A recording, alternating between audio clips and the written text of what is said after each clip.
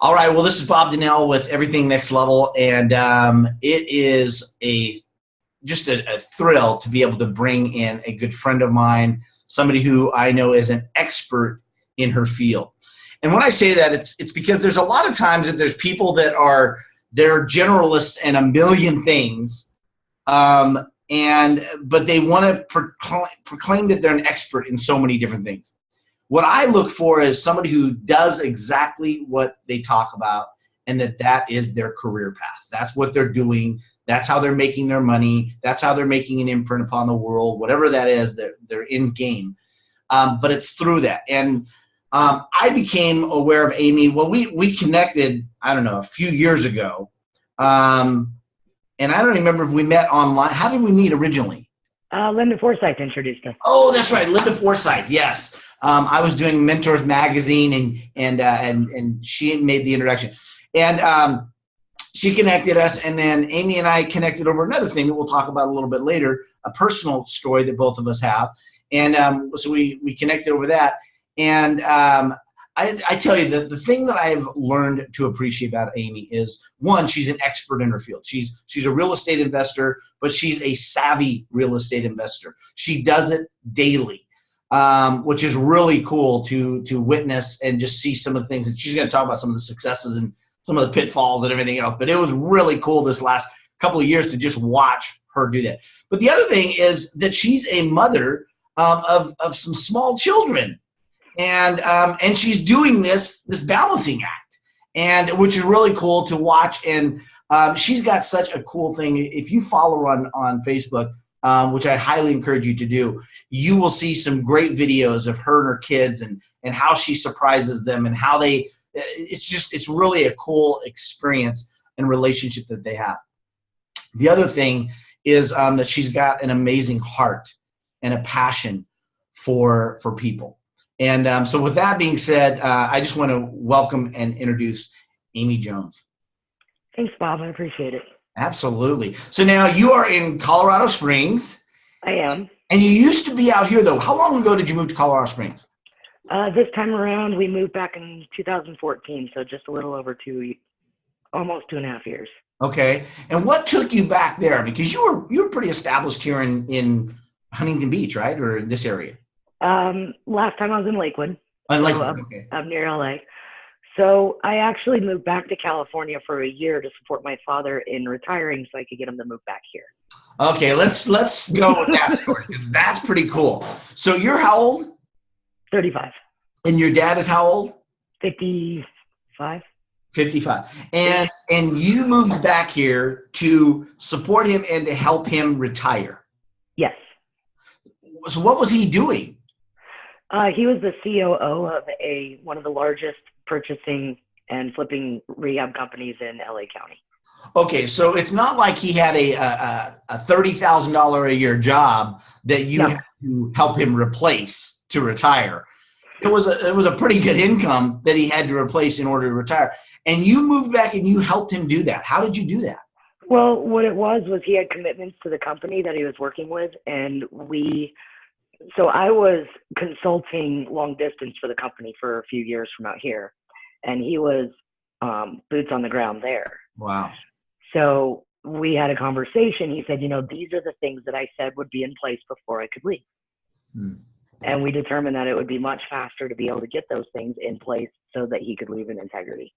Wow. Wow. Very cool. So how long was that process? A year? You said you were back here for a year? I was back there for a year. Wow. And so then all of a sudden, you got everything cleaned up, got it wiped out, and you said, okay, Colorado's calling. Why Colorado? I grew up here. So I moved here in May of '88. Oh, okay. And I lived here for the majority of my childhood. And then I lived back and forth between Colorado Springs and Huntington Beach, Gotcha. Which is where you got Huntington Beach from. Huntington Beach, because that's where your dad was. That's where my dad was. Right, because I remember seeing him on Facebook, and I remember thinking, wait, they're related. How are they related? And then I'm like, wait, he's in Huntington Beach. She's in Colorado. So that was a Facebook thing where I could see that. Correct. Gotcha. So let's see. So why real estate investing? I mean, I get it. There's a lot of real estate investors out there. There's a lot of people teaching it. You flip around commercials and you constantly see different things. I want to know personally for you, why real estate investing? 95% of the world's wealth is made or maintained in real estate. If you don't know it, it's hard to be wealthy. Hmm. So my dad took Robert, now I can't even remember his name. Robert Allen? Yes, thank you. Gotcha. Robert Allen's No Money Down course back in the 80s. Okay. And then bought his first property, rehabbed it by himself. It was 91, I believe. We call that the Pomona House. It was the greatest successful failure ever. Wait, greatest successful failure? You got to elaborate on that. Sure. It took him 6 months to rehab it by hand. Myself and my brothers went out to visit him in California when he had that property. And what I remember is he had us pulling weeds for a Slurpee, literally. So that's how real estate started for me, was pulling weeds for a Slurpee when I was a kid. Is that like the Huck Finn thing? The painting in the fence or whatever? Well, no, he just needed landscaping, and he had 3 young children. Said, "Get at it." Wow, that's great. I remember I had to go to the bathroom, and there was no toilet in the bathroom, and that was my first experience of a rehab. All right, there you go. That's a great introduction to rehab right there. Yeah, so that was the start of it. It took 6 months. It was during the double dip of 91, so the market started lifting back up and then crashed again. Yeah. So ultimately, he didn't really make a whole lot of money on it, but we learned a lot. And I say we learned a lot because everything that he learned, I eventually learned. Absolutely. So his wisdom and his experience passed down. Yeah. And how valuable is that? I mean, sometimes we think we've got to learn everything ourselves, but how valuable is it that you had somebody go ahead, kind of learn the things for you? He went and screwed it up. Yeah, and you got to reap some of that benefit, though, and some of that knowledge that he came away with without you having financially invested in everything else at that point. But now you've had your own learnings and everything else. Yeah. Yeah. So you started out learning about real estate because you know that it's the way to wealth. It's one of the predominant ways to wealth. And you had some great people like your dad that kind of forged ahead and opened some doors for you and taught you some things as you were growing up. What was the first house that you became personally invested in? My first one was actually a mobile home when I was 18. So I bought it for a 0% note for $5,000. Okay. $100 a month.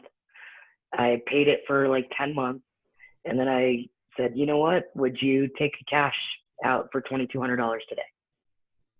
And they said, yep. I said, great. So I wrote them a check. Wow. So I actually paid $3,000 for it. And then I turned around and sold it 6 months later for $5,000. Nice. So that was my first personal flip. Yeah.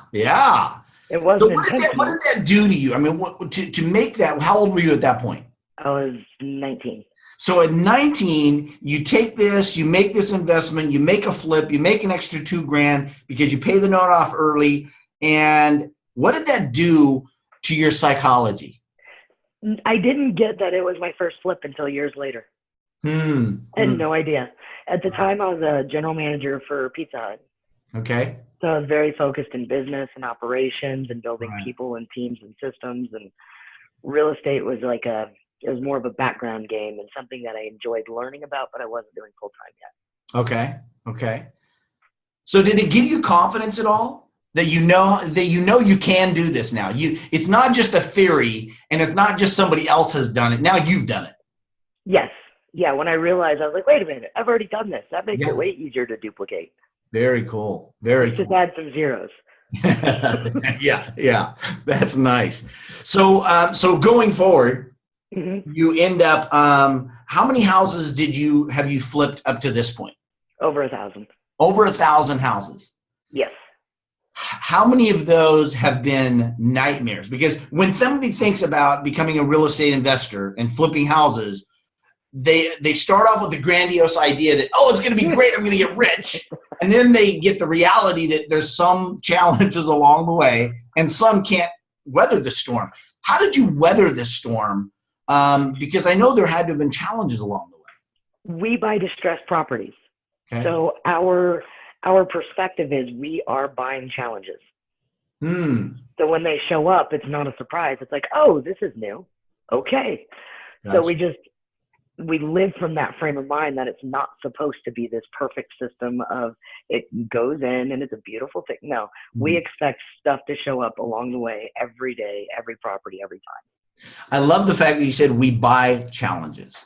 And, Yes. and obviously with that comes some benefit, right? You probably get a better Yes. price than if you were buying something that didn't have any challenges. Correct. But also greater learning. I mean, you get some great learning out of that. What's been the biggest education piece what's been the biggest learning for you in these 1,000 houses? If somebody said, give me the one thing that I need to know before I do this, because I don't want to go into something without, what's the one thing that if you could just give them one thing that you think would be the most helpful? Real estate investing at the level that we do it isn't about the real estate, it's about the business. You have to have business skills. You have to have systems. You have to have people. You have to know the background of how to operate a business. If you flip one or two houses a year, it's a deal. Okay. But when you're flipping 30 to 200 houses a year, it's a business. That's a great distinction. If you flip one or two, it's a deal. If you're flipping like your level, it's a business. So tell me about what are some of the things, what are the top 3 things that somebody needs to know in the business end of being a real estate investor? Understand financing. Financing, okay. Cash flow, how it hits your P&L, your balance sheet, budget. You have to know the numbers. Otherwise, you have a hobby. If you can't manage your numbers, it's going to cost you money. You're going to lose your butt. Okay. People skills, know how to manage people, grow them, appreciate them, and build a team. You can't do it alone. Energy, have good energy and a positive attitude because the challenges come daily. Yeah. And if you can't hit them head on with the go for it attitude of, I love when this happens, not really, but let's go do it anyway. Right. And the neat thing is the harder the challenge, the more fun it is after it's done. Not while you're doing it, but after it's done, it's like, wow, we did that. So how do you do this you have 3 small kids? 2 small kids. How do you do this with 2 small kids? I mean, you got to, I see you in the morning getting up and going to auctions. Yes. Right? I mean, so and sometimes you have to be there before the kids are ready for their daily activities. So well, how do you manage a house? And you have a pretty nice house. And I've seen, I've seen some things. It's not like you just got this mobile home that you're managing. You got a house that you're managing. You got 2 kids that you're managing. You got this business that's flipping houses. It's not just once in a while. You're constantly in the mode of that. How do you manage it all? Systems. We wake up at 7:30 every single morning. And then we have a very set schedule. This is what we do at this time on this day, this time. And the kids know the days. Wow. They go, today's Wednesday, we have music lesson today. Or today's Thursday, today's Taekwondo. So they know their schedule. Oh, wait. So it's not just that the kids are little, but the kids also have activities that they're involved in, and you're still balancing that with running your business as well. Yes. Wow. Yeah, my daughter is the reason I stress that is, let's say you're not married, right? Correct. And the reason I stress that is because it's so funny when I'm working with people. My background's human behavior, so I'm always looking at people. And it's so funny when somebody says, but you just don't understand, Bob, I have small kids. And I go, yeah. And they go, it's just not. And I go, no, I know plenty of people that are doing it. So it's not, I get that you having small kids may stop you because you're not committed enough to make it through that, but I know people that are. How did you get that point where you got systems, you got a process that you're in place. How did you get to the point where you could actually do that though, where most people would hide behind that as an excuse? You're using it as a reason, if I'm not correct. That goes way back. So this is going to go back to the other subject you brought up earlier. Okay. And so for a long time, I sought sympathetic attention. I wanted people to feel sorry for me so that I would feel closer to others. So I found all the reasons to be a victim and to say, This is why you should be there for me. Wow. And then my dad sent me in my room and told me to come back out when I was done. How old were you at that point? 16. 16. So I went to my room for 3 days. And I came back out and I said, okay, I'm done. And what he basically said is, you're more than welcome to wallow in self-pity, but I don't want to be around it. Come back out when you're ready to participate in life. Wow. And of course I went into my room and, my dad doesn't love me and he doesn't care about me and he won't hug. No, it was the best thing he ever did for me. So when I came out of that room, what I got was, I still love attention. I still love having people around me. And now I crave, how do I amaze them and make things possible for them? Wow. So I don't get excuses anymore. I always look for, how can I excel at a different level? How can I produce miraculous results? If I can produce miraculous, they can produce normal with ease. Wow. So at 16, that was a turning point for you. That was the turning point. So let's talk about what drove you to that point. Because the one thing I love is, whether I'm dealing with business owners, whether I'm dealing with professional athletes, whether I'm dealing with, drug addicts. I mean, it doesn't matter. We're all people to begin with. And so I love the human behavior side of it. And we have a similar incident in our life. But what drove you to that point where you started craving or desiring that to play that victim part? What was that thing? Actually, I was in a really bad car accident with my brother when I was 12, and he was severely injured at the point that he should not have survived. And I was the kid that was okay. I had minor injuries where he was fighting for his life. It was like I was forgotten.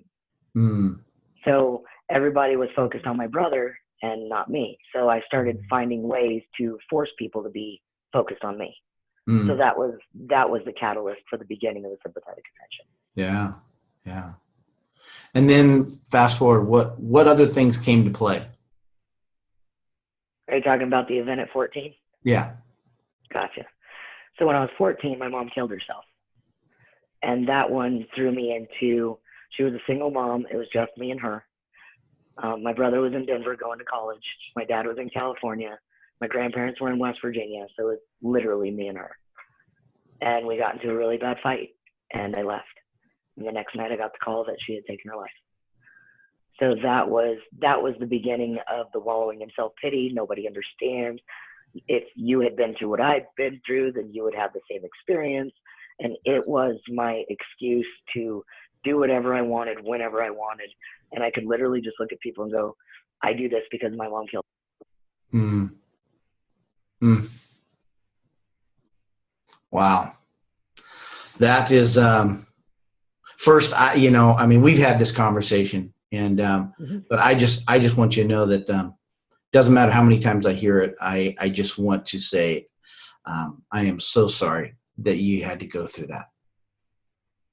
Got it. Thank you. Yeah. I don't care what age, that would be tough. And, especially with the events, how it unfolded, it's just got to be brutal. What was the turning point for you to be able to get past that? I mean, okay, I get that your dad sent you the room about the wallowing in self-pity and all that stuff. Yep. But I mean, this is way more than just wallowing in self-pity. I mean, this is some emotional shit. I mean, this is some big stuff. Yeah. How did you move through that?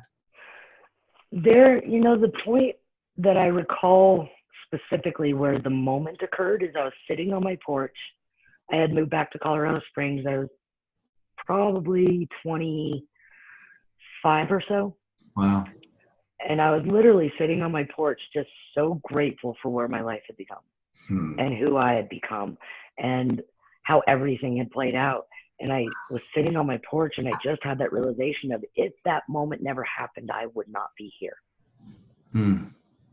Wow. And I looked up at the sky and I said, Mom, thank you. Thank you for my life.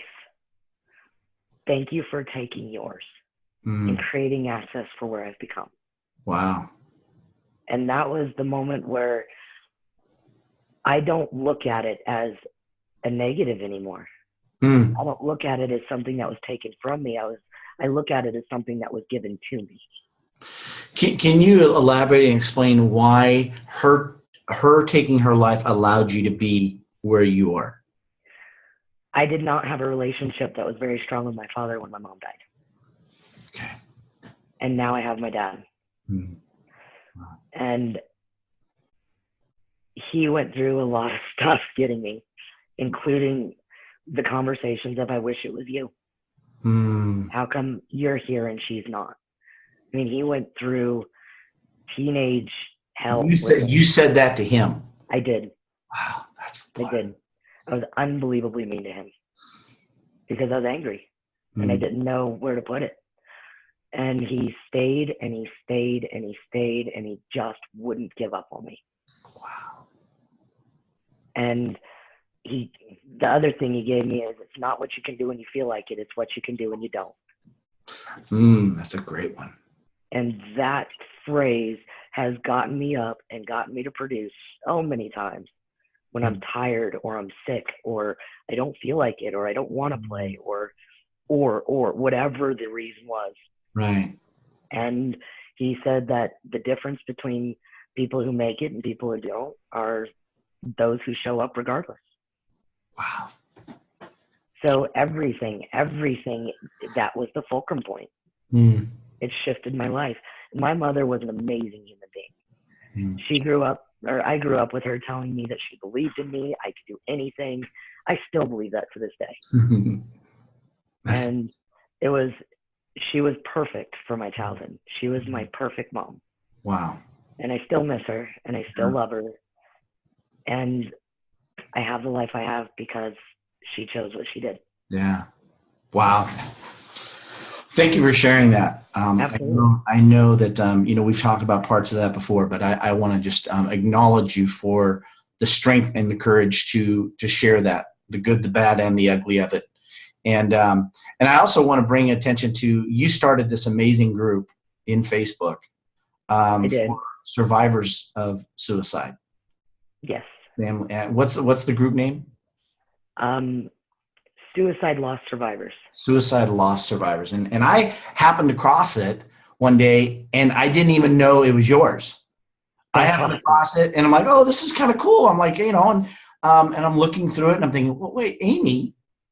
And you had commented on somebody that had just lost. And the coolest thing is it's just this group of people. And every now and then somebody will come on and just say, hey, I'm so glad I found this group.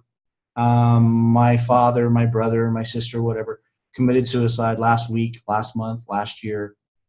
And I'm having a difficulty dealing with it. And hopefully you guys can just give me some guidance. And I notice that you are always one of the absolute first people that reaches out to that person. And it's a great testament to balancing everything else that you do in your life, but knowing that that's something that you are really, that you have a heart for. And I mean, some of the stories, I've gone back and read some of the stories and they're amazing. Oh my gosh. Just amazing. It is. What do you say, last night I did that video on what would you say if you only had one thing that you could say to somebody that was going to take their life, that they wanted to take their life, you could say one thing. And I saw your post and so many comments on there. And, the thing is we're surrounded by people that are struggling with things going on in life, whether it's finances, relationship, health, whatever, spiritually, guilt, shame, whatever it is. And yet you created this, you've become this catalyst in that group to really support people that are going through one of the most difficult things in their life, is to recognize that a loved one decided to take their life. And my brother decided to take his life 6 years ago. He was the person that was my older brother. He was 10 years older than me. He was kind of like a father figure, as well as a big brother. We worked together. I hired him on projects. He hired me on projects. We lived together when we were kids. By the time I was 7, he was already moved out of the house. So I don't remember living together then. But as we grew older, there were times when he came to live with me. There were times when I came to live with him when my mom died. And I think I know from my perspective what it was like to get that phone call that your brother took his life. And then he put in my note, could you please call these people? So all of a sudden now I'm the person that's calling his son, who's 10 years younger than me, and telling him that his father had passed. And I tell you, when that happens, there is so much that people are forced to rapidly deal with. Yeah. What do you give as counsel or as advice to people when maybe they've suffered that loss immediately? What's the first thing you would tell them to do? Well, the answer to your question last night, I said I would ask them why they want to live. Mm-hmm. Mm-hmm. Especially in those moments where everything's gone and it's hollow. Right. It's the only way I can describe it. It's just hollow. Where there was feeling, there is none. It's just numb. Right. And where we focus on what hurts, it just creates more of the hurt. Absolutely. And when we focus on the justification, it makes more of the justification. And Right. all things are true. Right. All of that is true. Yes, it is unbelievably painful to receive that call. Mm. It is even more painful to be the one to call others. Yeah. Like you, I was the one to make the call. Mm. I called my grandparents and told them their daughter was gone. Wow. I called my brother and told him that our mom was gone. Mm. So I was the one who made those calls. Wow. And it's unbelievable to be on the phone with somebody in that level of devastation. Yeah. Yeah. And we got to shift our focus to what still is. Yeah. What can we have? Why do we want to live? Mm. And what do you tell to somebody who just got the call, or they just got notified that their loved one committed suicide? What's the one thing you can tell them right off the bat that they need to do? Grieve. Mm. However they need to. They don't need to be there for anybody else right now. They just need to manage them. Mm. And that means if you need to cry, if you need to scream, if you need to run, whatever you need to do, as long as it doesn't impact somebody else, do it. Wow. That's the first thing I tell them to do. Second thing, build a strong network. Yeah. Find people who have been through it. Find examples of people who have been successful after managing that. Mm. Mm. So the first thing is to feel. The second thing is to have hope. The third thing is to make a plan. Fourth thing is execute. Yeah. Go through those four again. I don't know what they were. Okay, well, you can play it back. Feel. Yep. That was really good, but I don't know. It was really good, but we'll play it. We'll keep it because it's on video, so we got that. So, let's. I want to make sure that we cover a couple of points before we let go.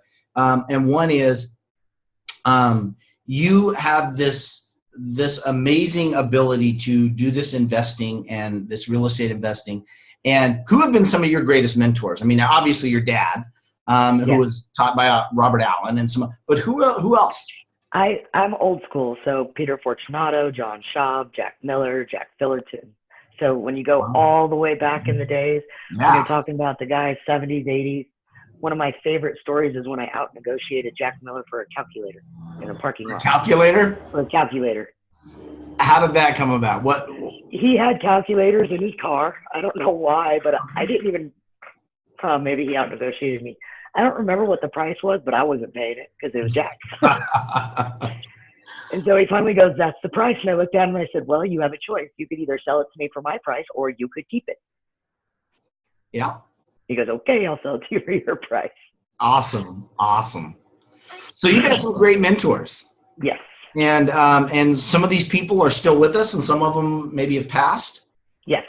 As far as real estate and things like that. Mm-hmm. You've had some great interactions, some great dealings. Tell me one of the best transactions that you had. Oh, wow. And what made it the best? Best transaction.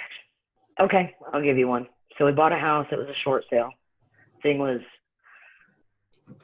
in very bad shape. We'll just put it that way. Okay. And still lived in. So we worked with through a short sale agent, and we met the owners the day of the sale, which is fairly typical. After that, we developed a relationship with the previous owners. And then rehabbed the house. It's gorgeous, by the way. Absolutely gorgeous. Turned around and resold it. And then it didn't appraise for what it was under contract for. Ugh. So we had that whole dissonance there. It was to the point where the buyer said, we don't want to be in the same closing room with that seller. Wow. So my heart broke. Yeah. Like, you know, everything I do is for that moment, that 1 hour in the closing room. I want to sit in front of you face to face and for you to know who I am and for me to remember why I do it. Yeah. And to lose that hour after all the work and all the time and all the energy, because at the end, it's about that moment. Here's your keys. And getting rid of that moment, it's like, oh my gosh, the whole deal was almost worthless. Wow. So we did everything. We're like, no, that's not acceptable. We will be in the closing table together, and we will make this okay, and we will shift their perspective. And so I ended up going out. I bought a photo book at Walmart of their home before and after pictures. Oh, wow. Like a coffee table memoir. Yeah. And then I bought the lender a gift card for lunch for everything that they did to support us. And it was a very gift-giving closing table of just appreciation and gratitude. Yeah. That deal was phenomenal. Few things came out of that deal. The first one was that lender knows who I am, and they're now my preferred lender. Nice. I love them. They're amazing. Awesome. The buyer's agent is now one of my listing agents. Wow. She's also amazing. That's great. The closing gifts have shifted a little bit, but every time I go to a closing table, I have a tool bag, which has tools in it, and paint for touch-up paint for when they move in and mix stuff. It also has, so we've created this whole closing gift. And then any lender that shows up to my closing table, my goal is to give them a lunch gift card. Awesome. And that's because the lenders are never appreciated. They're the behind the scenes guys that literally can make or break a deal or have it close on time, or they're all that stuff that most people don't think about. Right. And the financing is just so intense. Right. And so specific. And every dot and every T has to be crossed and just the whole nine. So I just want to look at them and go, you know what? I get it. I understand. And I know that most people don't. Wow. And I just want to say thank you. That's huge. That's so huge. That was probably my most impactful closing. Yeah. And experience in a property. Yeah. Wow. So how do people get a hold of you? Because I know there's going to be people that watch it and they go, oh, I've got more questions. I need to know this, or maybe she can help me with this, or can she direct me to the right place? How do people get a hold of you? What's the best way? Well, we have a Facebook page, Superior Renovated Homes. Okay. Superior Renovated Homes. They can get a hold of me directly at Amy Jones on Facebook. Okay. And then we have a website at superiorrenovatedhomes.com. Awesome. Awesome. And what, in closing out, what would you say to somebody who's saying, okay, I'm in, I want to do this. I'm a little apprehensive. I'm a little nervous, but I'm in. What's my first 3 steps I need to do? Figure out your why. Okay. Because there will be plenty of things that will stop you. And if your why is not strong enough, you're not in. Second thing, study as much as you humanly can. Real estate risk is mitigated by knowledge. Real estate risk is mitigated by knowledge. Love that. Love that.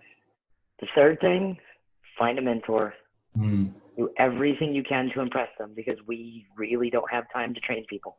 Yeah. Yeah. So make sure that you're of value, and that if you bring value to the table, then it's one of my favorite things to teach people everything that I know. I just won't waste it on somebody. Yeah. My time is too valuable. So we're going to close out with a great story. We were talking about this with your daughter. You moved into this new place, and it was about a month before you're going to move in, and you took your son by and showed him the house. Yep. But your daughter didn't want to see the house until you were moving in. Yes. She didn't want to see pictures. She didn't want to see anything. Even though you could run her by, she did not want to have anything to do. I think that is so impressive. And she's how old? 6? She's 6. 6. And she's got this ability to have such delayed gratification that most of us adults don't have. And I just think that it was so funny because then you documented the video of her coming into the house for the very first time. Yes. And I think some of those moments that you share on Facebook, that you share about, you're playing with your daughter, playing with your kids, doing things, some of the traditions and some of the things that you do with them are just really, really cool moments. And I'm so glad that you capture those. Did you see the flower one the other day? I don't think so. There was an origami flower. She asked me to fold an origami flower. I couldn't fold it. I couldn't remember. It's been 25 years. Right. So I'm like, okay, that's fine. So I Googled it. I YouTubed it. I could not find instructions. I was following it step by step. It was not making a flower, Bob. That was not a flower. And I looked at her. I was like, you know what? I don't remember. And I walked away. She chases me down. And she goes, you know what, Mom? You have to never give up because you never know what you can make. You just have to keep folding. She goes, I'm 6. I made a folded paper with flower. And she had a paper folded into a square and drew a flower on it. I love that. She goes, you never know. You just can't give up. I was like, lessons from a 6-year-old. She got me. Boy, so that night I watched a step-by-step YouTube video and folded her a flower and left it on the table. And I wrote, never give up. Thanks for the encouragement. Love, Mom. Wow. That ending to that, that's a great thing that you went ahead and did it, learned it, did it, and then you acknowledged her for teaching you something. Wow. Yeah. That was awesome. Awesome. Well, Amy, I just want to tell you how much I appreciate you, and I'm so grateful that our paths have crossed, and I just know that you are a force to be reckoned with, both personally and professionally, and I just really appreciate more of who you are than what you do, but also have a profound respect and appreciation for what you do. Thanks, Bob. Absolutely. So with that being said, folks, I'm going to let you guys get out of here and go do what you've got to do. But reach out to Amy and give her a shout out, say hi to her, connect with her, find out more about her company. If you want to learn, she's the person to learn from because she's doing what she's teaching. So thank you very much, Amy. Thanks, Bob. All right. Bye. Bye.